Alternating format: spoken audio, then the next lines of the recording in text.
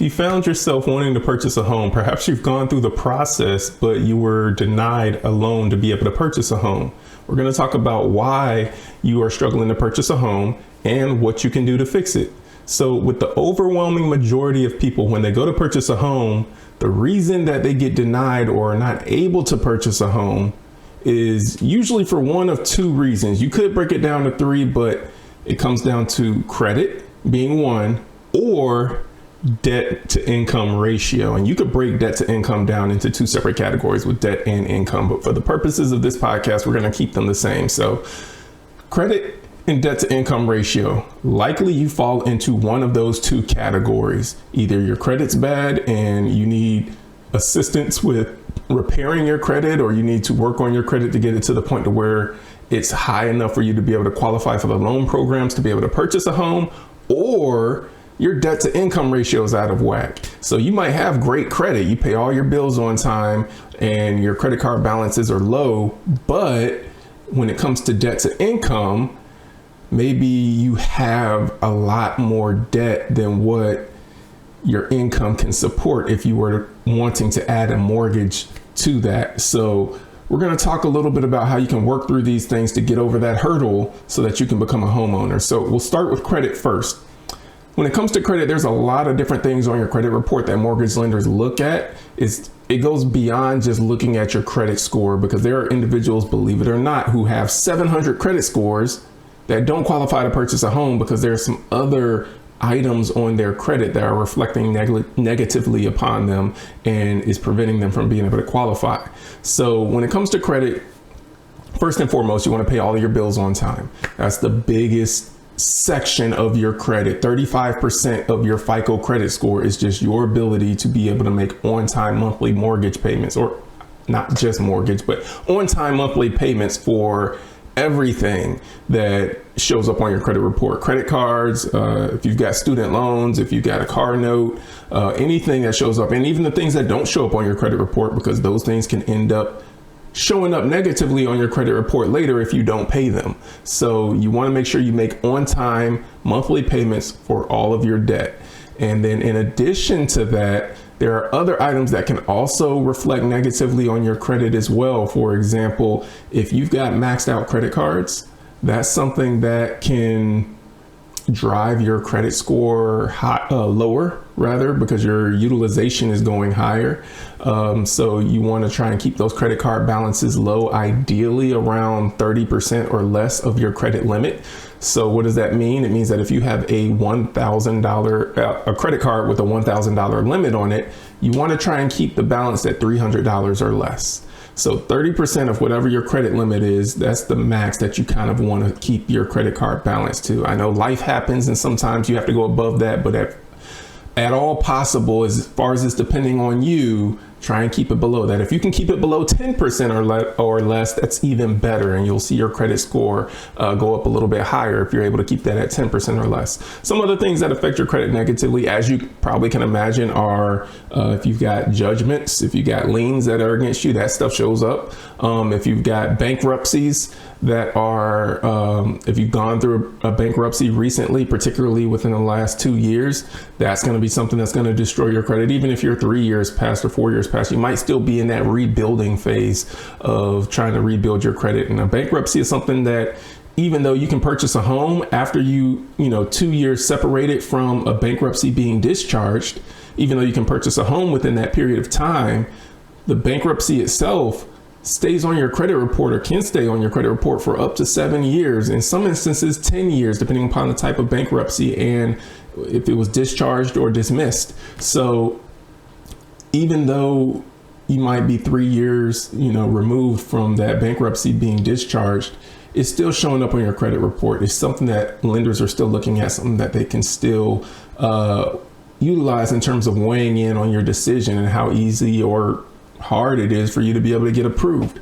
So these are some of the things on your credit that can affect you when it comes to you having a credit profile that is ideal, or at least acceptable for a mortgage lender to say, okay, you know what, this is someone that I'm willing to take a risk on. Because that's what it is at the end of the day, is your credit profile is a snapshot in time that communicates to a lender, how risky is it going to be for me to loan you hundreds of thousands of dollars to be able to purchase a home? And if you've got missed payments, you've got late payments, you've got collections, you've got charge-offs, you've got judgments, or you've got bankruptcies, you've got a bunch of negative stuff. And then you go to a lender and you're wondering, well, why can't I get a loan to purchase a home? You make it so hard. It's like, well, the lender has a lot of money that they're going to loan you, and they need to know that they're going to pay they're going to get their money back, essentially. And if there are other creditors or lenders that have loaned you money, but you've not paid them back, how does that reflect upon a lender who's going to give you $300,000 or $400,000 to purchase a home? How do they feel about loaning you that money if other people that you've borrowed money from in the past, you've not paid back on time? You have to think like a lender is going to think when it comes to them loaning you money. If you were going to loan money to a friend or a family member or someone that you didn't know, you're going to want to know, hey, is this someone that I can trust to be able to pay me back? Perhaps this individual never pays people back. They just borrow money and then you can't find them. They run off, they spend it, they blow it. They're not, frugal or wise with how they manage finances. That's going to play into your decision. It's the same thing when it comes to borrowing money to purchase a home. These lenders are operating businesses, and if they just give out money to people who can't afford to pay the money back, we end up in another 2008 housing crisis or market crash, essentially, because that's much of what spearheaded the 2008 crash, Great Recession, if you will, was that there were a lot of loans, a lot of mortgages that were written to people who could not afford to make the payment. And when you have that happen on a large enough scale, then you end up with a Great Recession, because there's a lot of stuff that goes into the mortgage industry. And this is getting a little bit into the weeds, so I'm chasing rabbits a little bit here, but it's a good rabbit to chase just for a little bit, just so you understand that part of the reason that the standards are what they are because there are a lot of far-reaching effects in the mortgage industry. When a lender makes a mortgage, that many lenders don't keep those mortgages. A lot of times those mortgages get sold in the secondary mortgage market. Most of them get bought up by Fannie Mae and then by Freddie Mac, and they get packaged into mortgage-backed securities. Those mortgage-backed securities are sold to investors who want to get a return on their investment. So they make, their return is the principal or the interest that you pay when you're making your principal and interest payments of your mortgage payment. So when Fannie Mae and Freddie Mac get those principal and interest, they have now money to be able to go and purchase more mortgage loans. So this is a whole cycle. But if you end up in a situation where you have a whole lot of bad mortgages that people are not making the payments on, now you're in this situation where you're in a situation where investors are now not receiving principal and interest payments on their investment on buying these mortgage-backed securities. So they pull their money out of the mortgage market. Fannie Mae doesn't have any money to be able to purchase more mortgages. The cycle breaks, essentially, and now banks don't have money to be able to lend. It continues to trickle down into the Great Recession housing crisis that we have. Well, part of what came out of that was all the guidelines put in place about lending. And so to bring this back around to credit needs to be at a standard to where you're viewed as being a risk that the lender's willing to take. You may have made all of your rent payments on time for wherever you're living. And most people do. I think the number is like over 80% of people pay, all of their bills on time. However, if you make all of your rent payments on time and you are missing credit card payments, you're missing a car payment, you're missing a personal loan or student loan, then that's still going to reflect negatively on you. That's still going to be something that a lender is going to look at, because again, it's about a risk. And if they make a loan that's a bad loan, that reflects negatively on the lender. And somewhere along the line, someone's having to spend money in order to try to make up for, this loan that's now not being paid on. So it's all about risk here. And so that plays more into the credit piece of things. So having a credit profile that, one, you're making all your payments on time and you're keeping your balances low, that's really going to help you out hugely.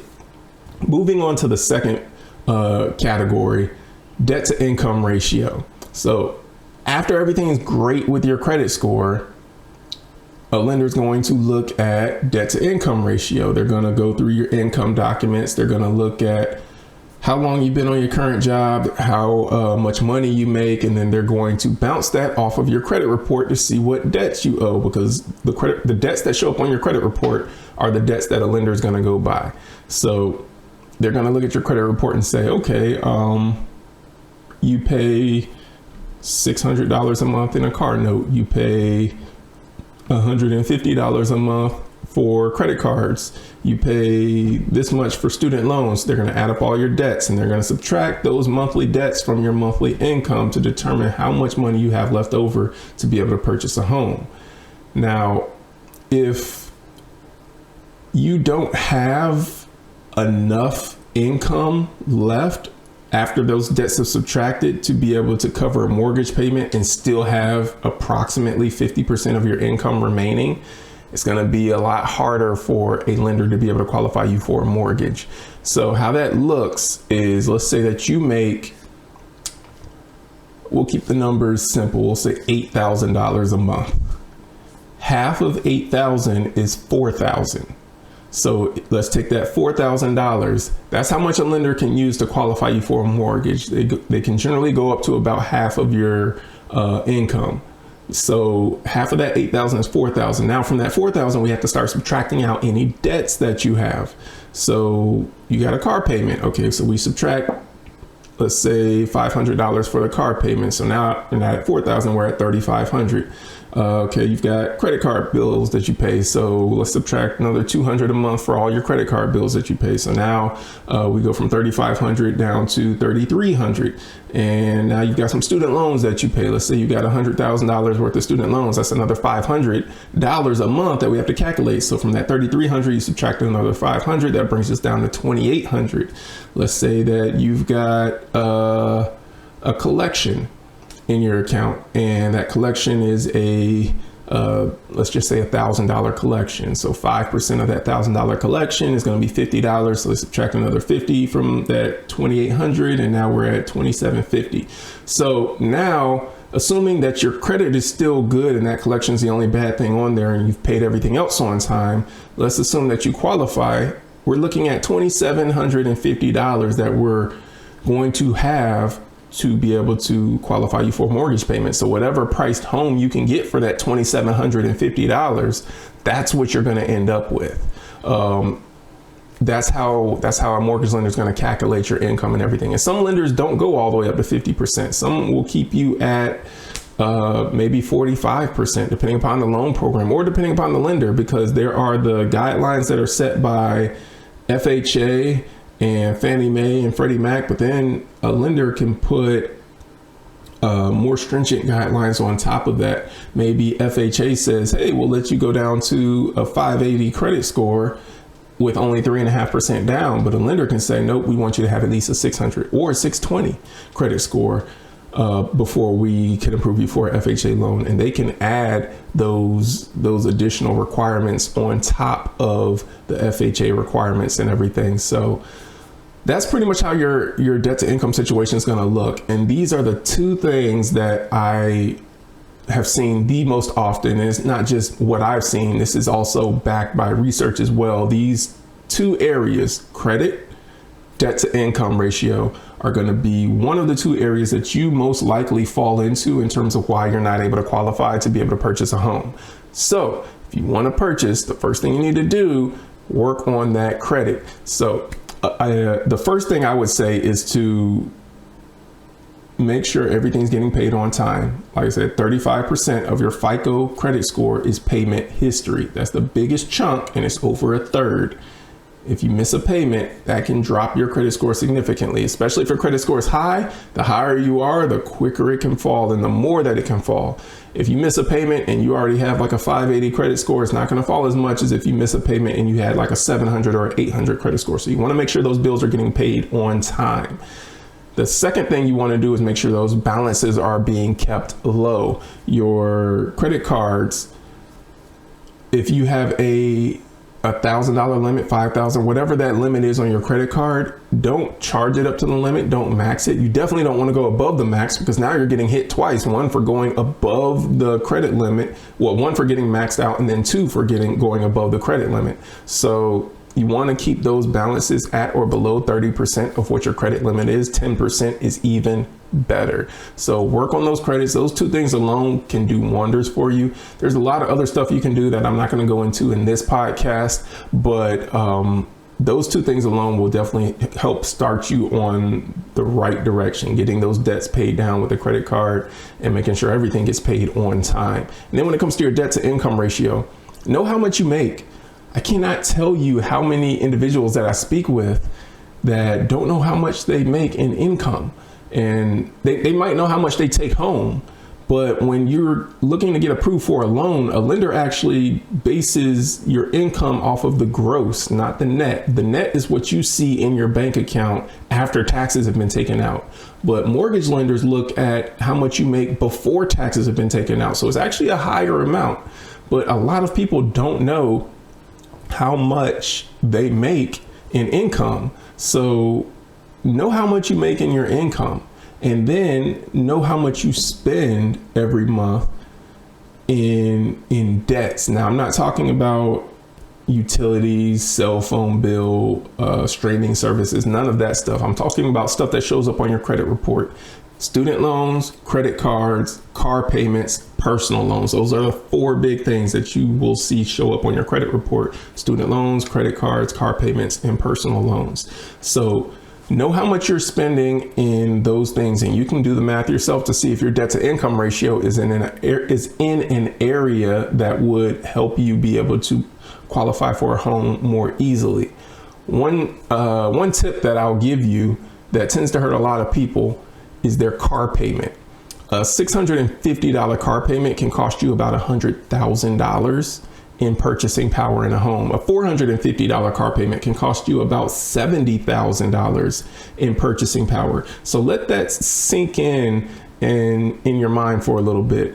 If you go and buy that brand new car that you want to, be seen driving around in, and you're paying around a $650 a month car payment, that's $100,000 less that you can buy in a home. So if you would have qualified for a $400,000 home without the car payment, now with the car payment, you're looking at closer to around $300,000. If you say, okay, well, my car payment's only around $450 a month. Well, if you would have qualified for a $400,000 home without the car payment, now with that $450 car payment, you're only qualifying for about $330 or $330,000. So that's about $70,000 that it's costing you to have that $450 a month car payment. Car payments can hugely take away from your purchasing power because they cut so deep into your debt to income ratio. I mean, if you think about it, let's say if you make, again, $4,000 a month, but you have a $500 car payment, that's 12% of your income is just in the car payment. 12.5% is just in that car payment. So you really want to think about if there's a way that you can get the house first rather than going straight and buying the car that you really want. Maybe you sacrifice in the short term, make it harder on the front end, easier on the back end. Sacrifice a little bit in the short term, buy a used car that you can pay cash for, because now you don't have a car note and you don't have any vehicle note that's going to be affecting your debt to income ratio. So maybe you sacrifice in the short term, get the car that's going to get you from A to B, because there are good used cars out there that you can buy that will get you from A to B without the car note. And now you can focus on, let me just get the house. Once you get the house, trust me, it's going to be easier to get the car. It's a lot harder to get the house if you buy the car first. But if you buy the house first, buying a car is not going to be that hard. It's not going to be that difficult. The qualification standards for buying a vehicle are so much lower than what they are to buy a house. When we look at houses, we're looking into your income. We're pulling a verification of employment. We're looking, taking a fine-tooth comb through your credit report. We're needing tax returns, possibly W-2 statements. When's the last time you went to buy a vehicle and they asked you to submit your W-2 statements? Or when's the last time you went to buy a vehicle and they say we need to contact your employer and get a written verification of employment for your income, and we need to see a 2-year work history, and when's the last time you had any of those questions when you went to go buy a car? You probably didn't have them at all, because it's so much easier to buy the car. So if you have the house first, get the house that you want first, or the house that's going to work for you, at least for the next however many years you plan on living there, until you exit out of that home and either rent it out or sell it and go get the next property. It's easier to get the house. It's easier to get the car if you buy the house first. But if you buy the car first, it's hugely going to affect how much house you can buy, or if you can buy the house at all, because I've seen individuals who they are already close to that 50% of their income limit in terms of just the credit card bills, the student loans, the personal loans, that you add the car payment to that. And now half their income is already spent up in all of these other debts. You can't add a mortgage payment to that and go purchase a home. So again, take the car payment away, keep the credit card balances low. Those two things alone are going to do wonders for you in terms of helping you be able to qualify for a home. So that's what I have for you. Thank you for taking the time to tune in. Please hit the subscribe button, and we'll look forward to seeing you in the episode. I'll be changing up the platform a little bit. I'm going to be bringing some individuals on to interview so that you can hear from some other people other than me that are really, they've got some great, interesting stories that I think are really going to pour into you and help just better your life and provide value to you as well. So that's what I have for you. Thank you as always. I greatly appreciate out of all the things that you could give your time to, you taking the time to tune into this podcast. And if there's anything that I can do to better add value to you in any area concerning real estate and finance, let me know, and I'll look into incorporating that into the podcast as well. So take care, be blessed. We'll see you in the next episode.